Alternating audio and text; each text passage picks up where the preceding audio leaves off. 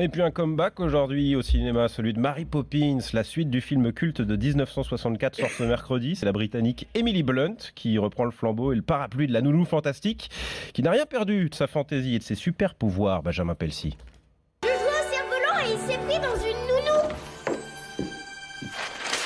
Mary Poppins, vous revoilà.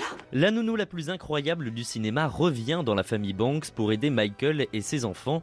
Mais Mary Poppins n'était jamais vraiment partie, elle est restée dans toutes les mémoires, comme dans celle de Janine. C'était féerique, je dirais. Il y avait beaucoup d'animation, c'était marrant quoi. On s'ennuyait pas avec Mary Poppins. Tellement que Emma, petite, ne voulait rien regarder d'autre. Moi j'aimais pas trop les dessins animés quand j'étais petite et je regardais que Mary Poppins. Je sais pas si c'est ça qui me plaisait à l'époque, mais je trouve que c'est un film assez poétique.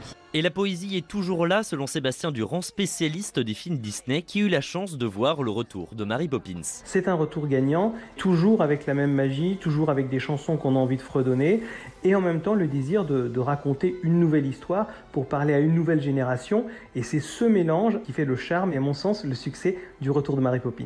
Un bémol quand même, après 54 ans d'absence sur le grand écran, la chanson ne fera pas son grand retour.